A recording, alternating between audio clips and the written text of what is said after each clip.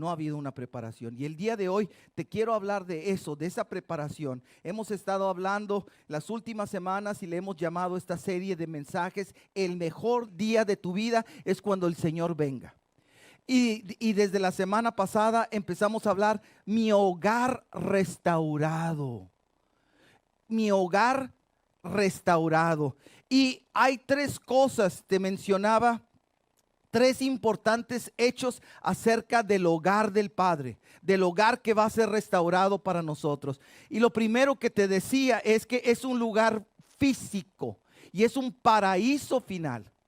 Y hablábamos de las dimensiones de la ciudad. Hablábamos de las dimensiones y ahí van a estar nuestros hogares, nuestras mansiones, lugares físicos, y gloria al Señor. Entonces, cuando estamos hablando del hogar del Padre, en el hogar del Padre vamos a tener, como te estoy diciendo, un lugar físico. Pero el día de hoy te quiero hablar de lo segundo. El segunda cosa que va a haber en el hogar del Padre, o que vamos a hacer en el hogar del Padre, es que que es el lugar en donde nos casaremos con Jesús. La Biblia le llama las bodas del Cordero. Y el día de hoy quiero que entiendas lo que es una boda. Porque a través de eso Dios nos quiere hablar a cada uno de nosotros de la boda del Cordero. Por eso quiero que vayas conmigo a Apocalipsis capítulo 21, del verso 9 en adelante. Y dice la palabra de Dios: entonces uno de los 7 ángeles que tenían las 7 copas con las últimas 7 plagas se me acercó y me dijo: ven conmigo, te mostraré a la novia, la esposa del Cordero. Así que me llevó en el espíritu una montaña grande y alta, y me mostró la ciudad santa, Jerusalén, que descendía del cielo desde la presencia de Dios. Ayer, ¿te acuerdas que el domingo pasado hablamos del lugar físico? La nueva Jerusalén, ese lugar donde vamos a residir. Y dice: resplandecía de la gloria de Dios y brillaba como una piedra preciosa, como un jaspe tan transparente como el cristal. Como el cristal. Entonces, eso era lo que venía, pero dice en el verso 9, te mostraré la novia, la esposa del Cordero. Entonces, ¿dónde? En la presencia del Señor. Entonces, cuando estemos en la presencia del Señor, vamos a ser cambiados nuestros cuerpos físicos, sí. El Señor nos va a dar ese hogar, y en ese lugar, ahí está la novia y la esposa del Cordero, y esa es la iglesia del Señor Jesucristo. Eres tú y yo. Y utiliza la expresión novia y esposa.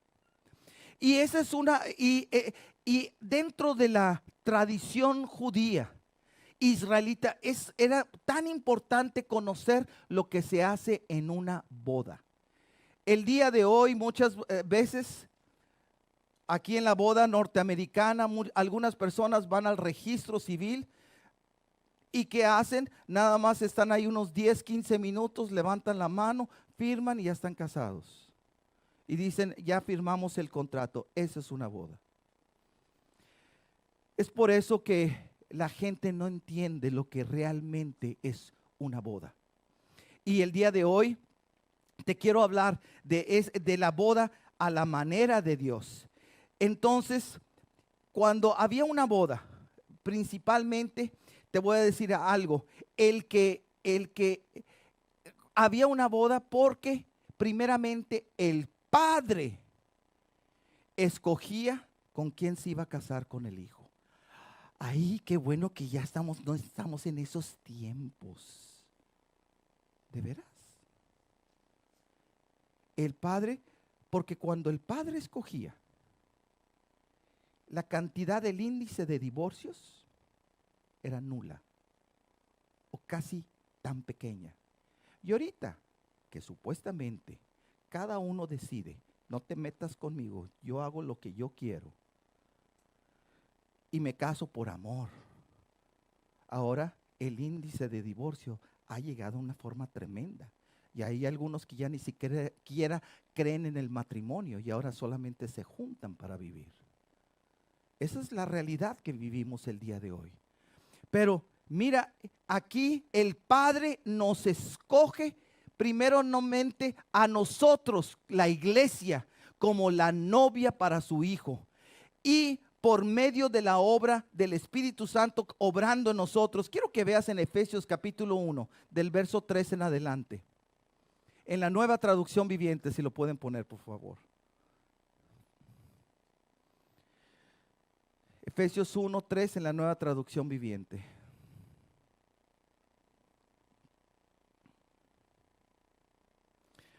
Muy bien, pues vamos a leer esta versión. Ya está ahí, gracias. Dice, toda la alabanza sea para Dios, el Padre de nuestro Señor Jesucristo, quien nos ha bendecido con toda clase de bendiciones espirituales en los lugares celestiales, porque estamos unidos a Cristo. En otra versión dice, porque estamos escogidos para Cristo. Aquí dice, estamos unidos para Cristo. Incluso antes de haber hecho el mundo, Dios nos amó y nos eligió en Cristo para que seamos santos e intachables a sus ojos. Verso 5. Dios decidió de antemano adoptarnos como miembros de su familia al acercarnos a sí mismo por medio de Jesucristo. Eso es precisamente lo que Él quería hacer. Y le dio gran gusto hacerlo. Verso 6.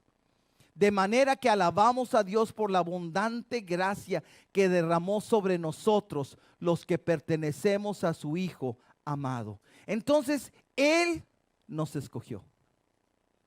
Él nos escogió para unirnos, para ser la novia de Cristo, la novia y la futura esposa del Señor.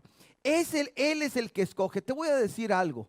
Si tú estás en este lugar, no es un accidente. Alguien te invitó, sí, como hayas llegado a este lugar. El punto es que Dios te escogió. Dios te ha llamado.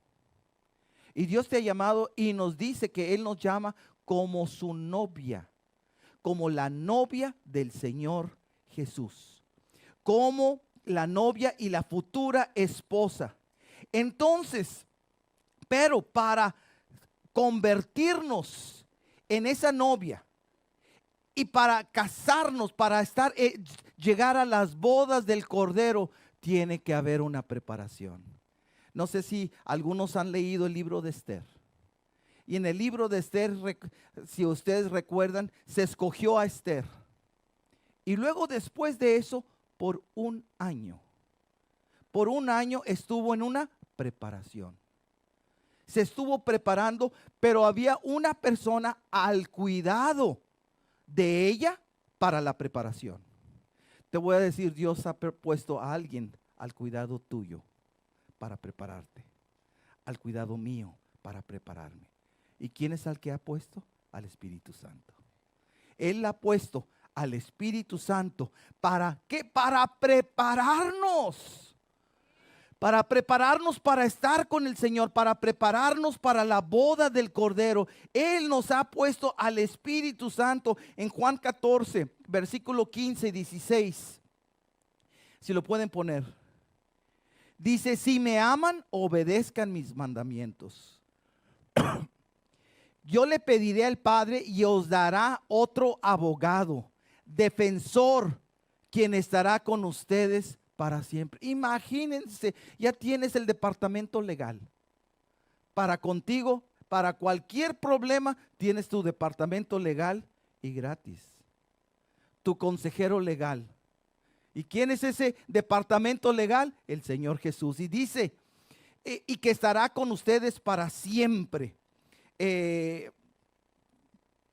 Muy bien, y vean ahora conmigo Juan 14, 25 y 26. Dice, les digo estas cosas ahora mientras todavía estoy con ustedes. Sin embargo, cuando el Padre envíe al abogado defensor como mi representante, es decir, al Espíritu Santo, Él les enseñará todo y les recordará cada cosa que les he dicho. El día de hoy, cuando estábamos tomando la comunión y que le decíamos, Señor, creo en ti, te acepto lo que tú hiciste en tu sacrificio y te recibo. Cuando decimos te acepto, te recibo, ¿a quién recibimos? Al representante del Señor Jesús. ¿Y quién es? Al Espíritu Santo.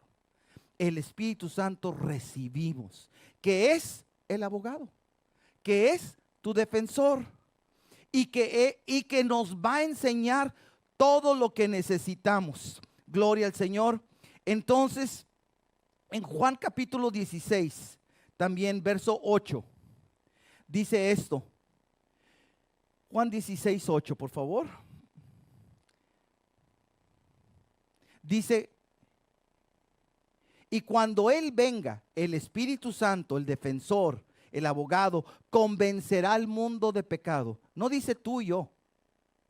Es el Espíritu Santo en nosotros que convencerá al mundo de pecado. Si en algún momento tú has llorado porque has sentido tu pecado, ¿cuántos algún momento en su vida han llorado delante de Dios al sentirse pecadores? ¿Hay alguien que ha sentido eso? Yo lo he sentido. Bueno, el que te hizo sentir eso es el Espíritu Santo. Él es el que nos convence. El Espíritu Santo de otro, no, que dice pequé, ay, pero no fue tan malo como el otro. No estás arrepentido. ¿Cuándo es cuando sentimos y que hay un dolor? Eso es por el Espíritu Santo. Entonces, cuando Él venga, convencerá al mundo de pecado, de la justicia de Dios y del juicio que viene. Del juicio que viene. Verso 9. El pecado del mundo consiste en que el mundo se niega a creer en mí. Y ese es el pecado, que no creemos en Jesús o creemos a nuestra manera, pero realmente no creemos. Y si no le creemos, no le obedecemos. Entonces, aquí menciona que el Espíritu Santo, Él está. Y te quiero contar una historia, y una historia bíblica de una boda. Y esta boda de este personaje bíblico, todos hemos escuchado, muchos de nosotros lo hemos leído en la palabra de Dios, es de Abraham. Abraham se da cuenta que tiene que buscarle una esposa a su hijo. Pero ¿sabes cuántos años ya tenía su hijo Isaac? 40 años. Ahora, ese Isaac, Abraham lo tuvo a los 100 años de edad. Eso significa que ya tenía ahí Abraham 140 años y se dice, te voy a poner ahora la versión acá hispana. Se le está yendo el camión a Isaac o el tráiler, ya tiene 40 años. Entonces le voy a buscar el tren, ¿verdad? No fue el camión, ¿verdad? El tren. Gracias, aquí me están. Se le fue el tren a Isaac. Entonces, ¿a qué hace Abraham? Comisiona a su siervo para buscarle, para encontrarle una esposa a su hijo. Ahora, no podía ser cualquier mujer. Abraham instruye a su siervo a ir a donde vive su familia para encontrar una mujer, pues no podía ser mujer de los cananeos que habitaba entre ellos en aquel tiempo. Entonces era vital encontrar una mujer que sirviera al mismo Dios. Entonces, y lo envía a ese siervo. ¿Sabes qué? Y ese es el que está enviando a nuestras vidas, es el Espíritu Santo. ¿Para qué? Para encontrarlos. Ahora, ¿quién es la mujer que sirve, que va a ser escogida para casarse? Aquella mujer que tenga el mismo Dios y que sirva. Wow. Y que sirva. Quiero que veas Génesis capítulo 24, verso 12 en adelante. Mira lo que sucedió. Esto es lo que dice el siervo. Oh Señor, Dios de mi amo Abraham, oró, te ruego que hoy me des éxito y muestres amor inagotable a mi amo Abraham. Verso 13. Aquí me encuentro junto a este manantial y las jóvenes de la ciudad vienen a sacar agua. Verso 14. Mi petición es la siguiente. Yo le diré a una de ellas, por favor, dame de beber de su cántaro. Si ella dice, sí, beba usted, y también daré de beber a sus camellos. Que sea ella la que has elegido como esposa para Isaac. De esa forma sabré que has mostrado amor.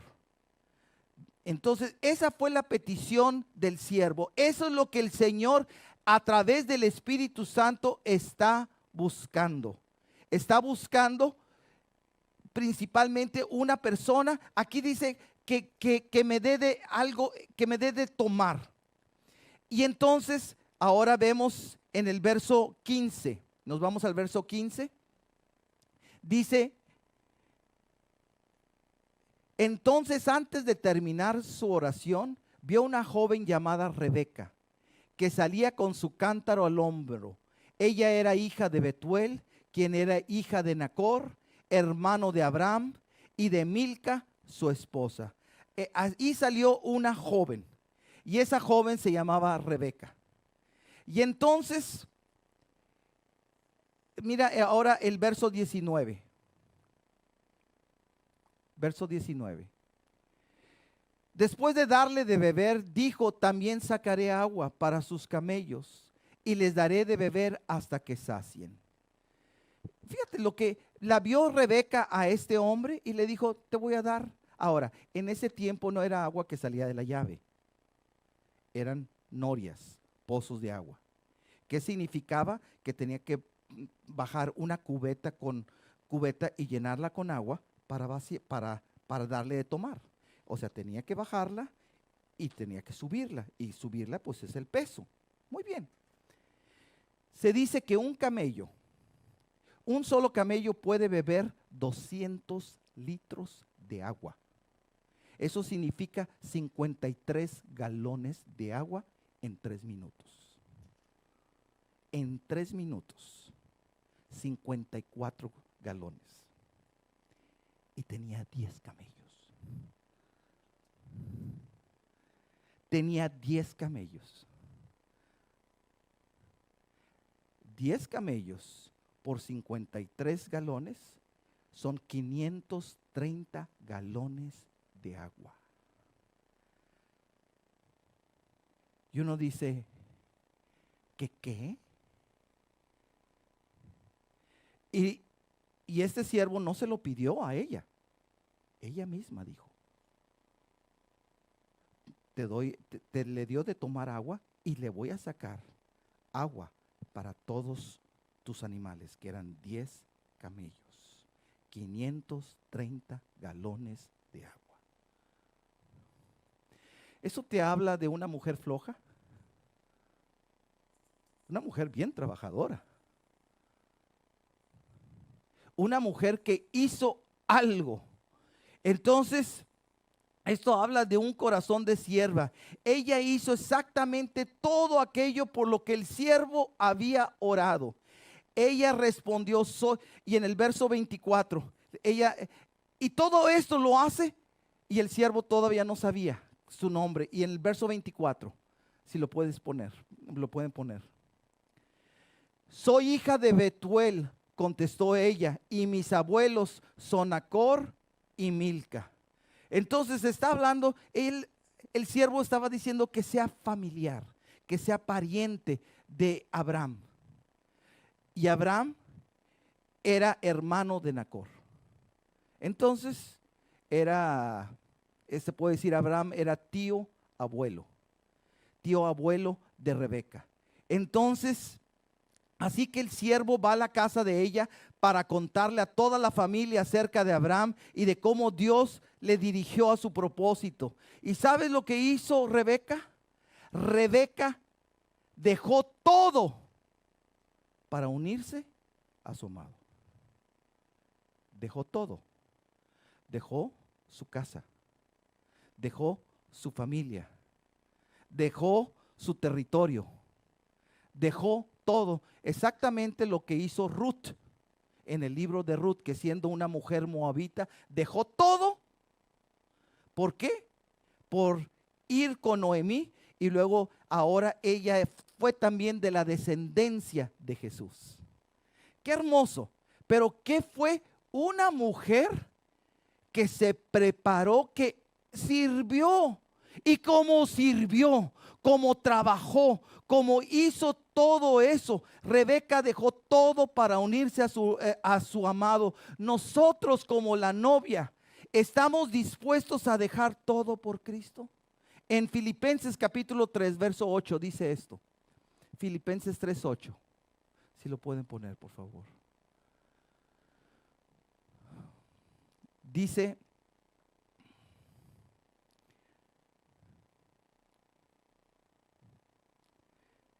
gloria al Señor. Dice, y ciertamente aún, dice, así es, todo lo demás no vale nada cuando se le compara con el infinito valor de conocer a Cristo Jesús, mi Señor. Por amor a Él he desechado todo lo demás y lo considero basura a fin de ganar a Cristo. Ese es el corazón que debe de estar de la novia. Lo dejo todo por mi amado. Lo dejo todo por mi Dios. El día de hoy muchas veces lo que encontramos con el pueblo cristiano es que el pueblo cristiano solamente quiere recibir los beneficios de Dios, pero quiere seguir viviendo como una vida normal. No. Una persona, por ejemplo, una persona separada para casarse, ¿qué significa? Que ya no puede, una mujer ya no puede ver otros hombres, ya no puede seguir a otros hombres, ahora le tiene que ser fiel. Y el Señor quiere que tú y yo, que si el Señor es nuestro amado, con Él nos vamos a casar en las bodas del Cordero, que ahorita, mientras estemos viviendo, ahorita tenemos que vivir para Él.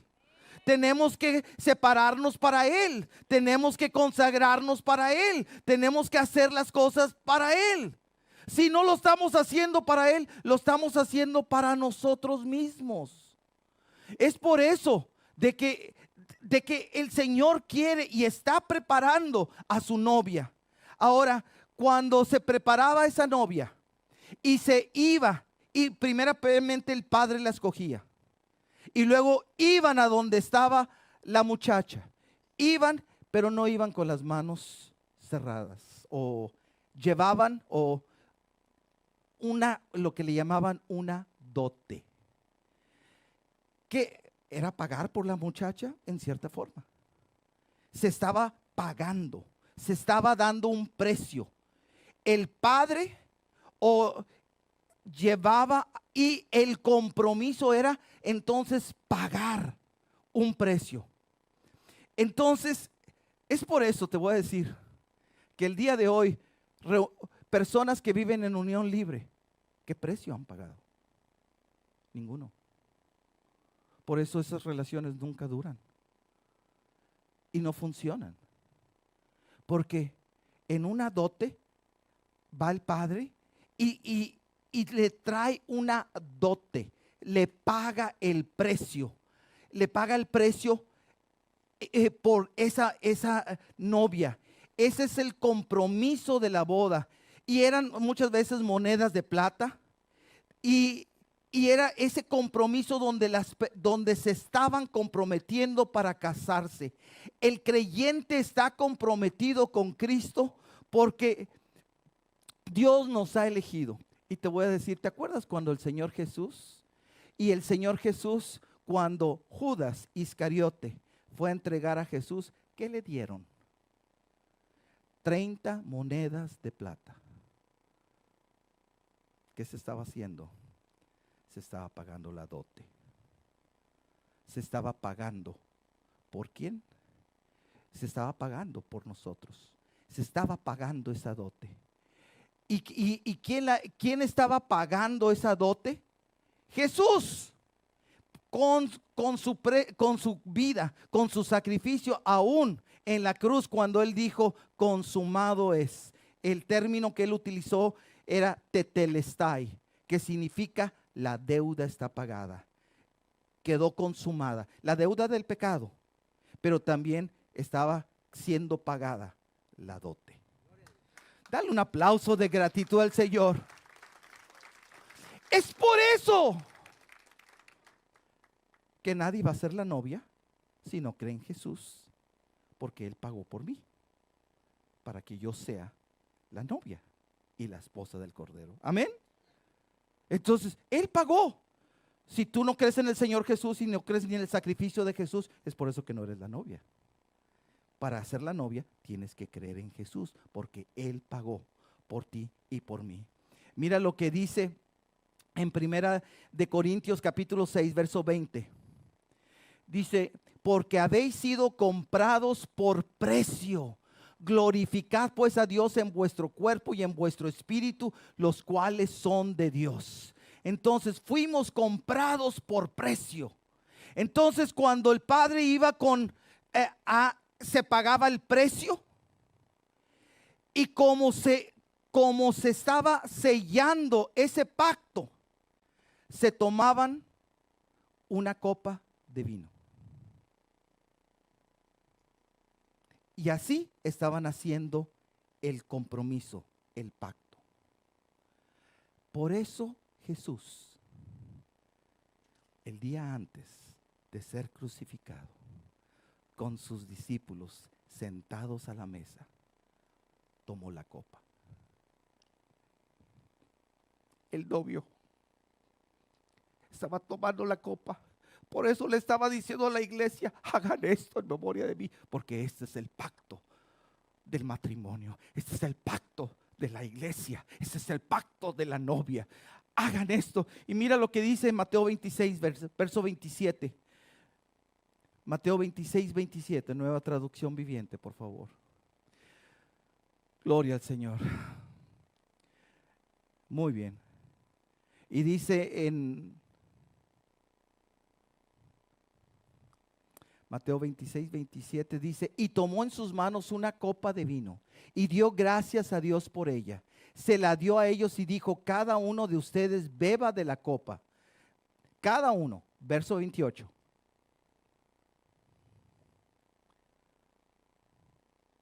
Verso 28. Porque esto es mi sangre, la cual confirma el pacto entre Dios y su pueblo, es derramada como sacrificio para perdonar los pecados de muchos. 29, por favor. Acuérdense de lo que les digo. Y miren lo que dice. No volveré a beber vino hasta el día en que lo beba nuevo con ustedes en el reino del Padre, en las bodas del Cordero. La segunda vez que el Señor va a beber vino con nosotros, nos está esperando. Pero es cuando se va a consumar la boda. Pero este era el compromiso, el pacto. Se hacía con la dote y luego se hacía la ceremonia tomando el vino. Y de esa forma, entonces estaba quedando registrado de que ya estaban comprometidos y ya estaban desposados, ya estaban casados legalmente. Ahora, ya estaban casados y ahora tenían que pasar un año. Tenían que pasar un año de ese compromiso. Y después de ese año iba a regresar el novio por la mujer, por la novia. Entonces se quedaban. Entonces, como te estoy diciendo, la dote de Cristo fue su sangre. ¿Y cómo respondemos esto? Esperándolo hasta que Él venga. Y en ese tiempo que el novio se iba, no vivían juntos, se quedaban un año de preparación. La Biblia dice un año, un día es como 1000 años delante del Señor. Bueno, ya han pasado 2000 años de la venida de Jesús. Por eso el Señor Jesús ya viene, indiscutiblemente. Y en ese año, no vivían juntos, por eso no vemos físicamente al Señor Jesús. Tenemos al Espíritu Santo que nos está guiando. Pero el Señor Jesús dice, pero vivían en el compromiso separados. No estaban juntos, pero ya vivían como casados. Ya vivían como casados. ¿Qué significaba? Ya estaban como casados, estaban fieles el uno al otro. Amén. Y es como el Señor quiere que vivamos. Y Él vendría, Y mientras él se fue, la novia se iba a preparar y el novio en ese tiempo, en ese año, se iba a preparar. El novio se iba a ocupar de ir a preparar un hogar. En Juan capítulo 14, verso 1 al 3, dice esto: no dejen que el corazón se les llene de angustia, confíen en Dios y confíen también en mí. En el hogar de mi padre hay lugar más que suficiente. Si no fuera así, ¿acaso les habría dicho que voy a prepararles un lugar? Cuando todo esté listo, volveré para llevarlos, para que siempre estén conmigo donde yo estoy. Es el novio que estaba diciendo: ya estoy comprometido contigo, y ahorita que está haciendo el Señor, preparándonos lugar para nosotros. Y mientras está preparando lugar para nosotros, ¿qué hace la mujer? Entra en un tiempo de preparación. Y ese es el tiempo que tú y yo estamos. El tiempo de preparación. Y en esa preparación se debía de ¿qué? De lavarse, se tenía que purificar. En Efesios capítulo 5, verso 25 dice esto: para los maridos eso significa: ame cada uno a su esposa tal como Cristo amó a la iglesia. Él entregó su vida por ella. Por eso algo que el Señor quiere, si tú eres realmente cristiano, esposos, tienes que amar a tu esposa. Y eso es especial tesoro que el Señor quiere que tú ames. ¿Cómo nos estamos preparando? Ama a tu esposa. Sírvele, bendícela, a fin de hacerla santa y limpia al lavarla mediante la purificación de la palabra de Dios. Ahora, ¿cómo se limpia? A través de la palabra de Dios. Es por eso que es importante hablar. En Juan capítulo 15, Jesús dijo a sus discípulos: ya vosotros estáis limpios por la palabra que os he hablado. Cuando, es más, el día de hoy, al venir a la iglesia y el estar escuchando la palabra de Dios, el mensaje de Dios, ¿qué es lo que el Señor está haciendo? Limpiándonos. Es lo que el Señor hace. Entonces, aquí dice: lo hizo para presentársela a sí mismo como una iglesia gloriosa, sin mancha, ni arruga, ni ningún otro defecto. Será en cambio santa. La palabra santa es apartada para Dios e intachable. De la misma manera el marido debe amar a su esposa como ama a su propio cuerpo, pues un hombre que ama a su esposa en realidad demuestra que se ama a sí mismo. Hasta ahí vamos a dejarlo. Entonces, se tiene algo que se tiene que hacer. Se tiene que haber una limpieza, una purificación. Se tiene que haber esto. Y en esta purificación, Dios, el día de hoy yo te quiero animar. ¿Cómo nos estamos preparando al Señor con la palabra de Dios? Es bonito venir a la iglesia y escuchar la palabra, pero necesitamos ser purificados todos los días. Todos los días debemos de leer la palabra. Todos los días debemos de llenarnos con la palabra de Dios. ¿Y sabes lo que hace la palabra de Dios? Produce fe. Lo que hace la palabra es nos endereza. Es más, haces algo malo y viene el versículo, la palabra de Dios a tu mente y te sientes mal. ¿Qué es eso? Es la palabra que te está limpiando, que te está diciendo: no lo hagas. Entonces, si haces algo y no viene nada, significa que la palabra no está aquí ni aquí. Tienes que llenarte de la palabra. Significa que estamos sucios. Entonces, el Señor viene por una novia intachable, limpia. Y la única forma es limpiados con la palabra de Dios. Y por último, se quedaba un año el novio preparando el lugar. Y por último, pasado el año, el novio venía por la novia. Y venía gozoso con sus amigos. Y venía con sonido de trompeta. Y con fiestas. Y venía. Y viene por su novia. Así viene. Y llegaba y la tomaba. Ese es el momento en la parábola de las 10 vírgenes. Cuando habla de las vírgenes insensatas y las vírgenes prudentes, son aquellas que estaban esperando al novio. y la hora y el momento nadie lo sabe. Pero entonces nada más el Padre. Pero un día va a venir el novio y el novio entonces vendrá y entonces tomará a la novia.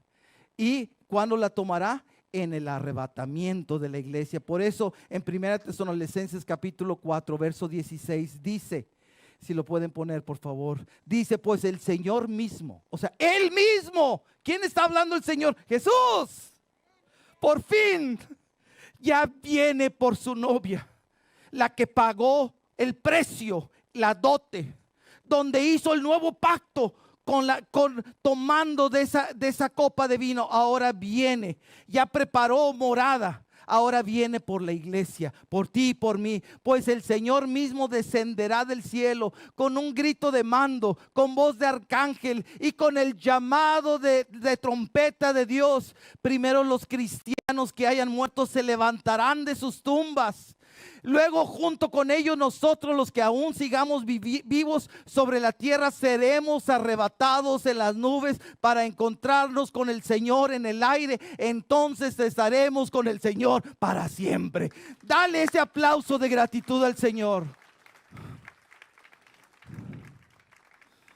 Llegamos al cielo. Y llegamos al cielo y cuando el novio va por la novia, va con trompetas, con fiestas, la toma y luego lo que hace, por 7 días hace fiesta. 7 días hace un banquete. Son los 7 días de la gran tribulación. Mientras está la gran tribulación, la muerte, destrucción, dolor, nosotros nos estamos gozando en la presencia del Señor. En banquete. ¿Y sabes qué nos va a servir en el banquete? El Señor Jesús. Aún Él va a estar sirviéndonos. Y esto dice la palabra. Él va a servir en ese banquete. Entonces, esto es la ceremonia. Es donde termina y donde ya viene la unión. Y gracias a Dios, porque esto es lo que Dios tiene para nosotros como la novia. Y el día de hoy, yo te quiero preguntar esto. ¿Y cómo estamos como la novia del Señor? ¿Estamos listos? ¿Estás listo? ¿Estás lista? ¿Te aceptará el Padre para entregarte a su Hijo? ¿Te dejarás guiar ahorita por el Espíritu Santo, limpiando tu vida con la palabra de Dios para llevarte a Jesucristo? ¿Y estás dispuesto a dejar tu maldad, mi maldad, para limpiarnos con la palabra y estar limpios y sin mancha para el Señor Jesús? Eso es una realidad. Te estoy hablando de todos los elementos que ha habido, que todo ya el Señor ya viene, pero viene por una iglesia sin mancha. Y tú solamente puedes decir, algunos pueden decir, pues qué bueno que el Señor no viene porque pues me tengo que bañar, me tengo que lavar, tengo que empezar a hacer cosas que no estoy haciendo, tengo que dejar cosas. Escúchame, no hay nada que sea mejor de lo que Dios es. Por eso es tan importante que podemos dejarlo todo para el Señor. Si no lo dejamos, no le estamos siendo fiel. ¿Qué significa en la parábola de las vírgenes? Dice vírgenes y que tenían aceite, pero se les terminó. No se prepararon. Las otras sí estaban preparadas. Y la palabra de Dios, la limpieza y el vivir para el Señor, eso es lo que nos prepara. Ponte de pie, por favor.